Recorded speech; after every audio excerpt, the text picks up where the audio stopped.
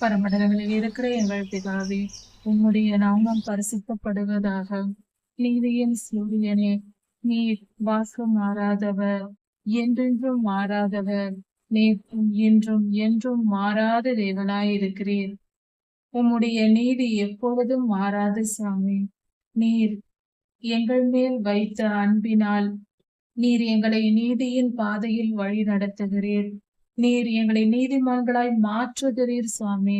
உம்முடைய வழிகள் பரிசுத்தமானவைகள்.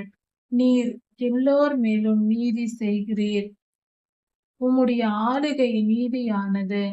ஆம் சுவாமி, உம்மிடத்தில் அக்கிரமம் இல்லை, துன்மார்க்கம் இல்லை, பாவம் இல்லை, பரிசுத்தம் மட்டுமே உண்டு சாமி. அப்படி இருக்க நாங்களும் உமக்கு பிள்ளைகளாக மாற வேண்டும் என்றால் நீதியாய் இருக்க வேண்டுமே. ஆண்டவரே, அந்த நீதியின் பாதையை எங்களுக்கு கற்றுத்தாரும். உம்முடைய வசனத்தினால் எங்களை போதியும். மாற விரும்புகிறோம். எங்களை நீதிமான்கள் ஆக்கும். எங்களை மீட்டு கொள்ளும். நீதியின் பாதையில் நடக்க கற்றுத்தாரும். மன உறுதியை எங்களுக்கு தந்தரலும். எந்த சூழ்நிலைகளிலேயும், எப்படிப்பட்ட போராட்டங்களின் மத்தியிலும், எந்தவித வேதனைகள், துயரங்கள், வலிகள், போராட்டங்கள், வியாதி போன்ற எந்தவித சூழ்நிலை வந்தாலும் அப்படிப்பட்ட சூழ்நிலைகளை எல்லாம் நாங்கள் வெற்றி பெற்று உம்முடைய நீதியில் நடக்க எங்களுக்கு கிருபை செய்யும். உம்மை போல நாங்களும் நீதிமான்களாய் வாழ எங்களுக்கு உதவி செய்யும். சிலுவை பாடுகளின் போது உமக்கு ஏற்பட்ட எல்லாவித வழிகளையும் நீர் தாங்கினீர். நீதி தவறாமல் நீர் வாழ்ந்து காட்டினீர். அது போல நாங்களும் வாழ வேண்டும் என்று விரும்புகிறீர். நாங்கள் அப்படியே வாழ்வோம்.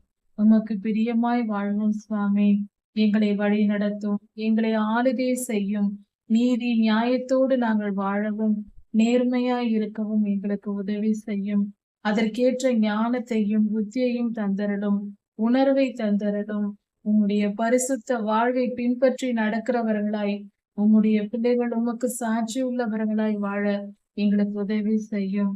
உம் நாமம் மகிமைப்படுவதாக. நீர் பெரியவர், நீர் நல்லவர், நீர் பரிசுத்தர். எல்லா துதியும் கனமும் வல்லமையும் மகிமையும் ஸ்தோத்திரமும் பலமும் சதா சர்வ காலங்களிலும் உமக்கே உண்டாவதாக. ராஜாதி ராஜா யேசுவாவின் நாமத்தினால் பிதாவே, ஆமென். மாரநாதா.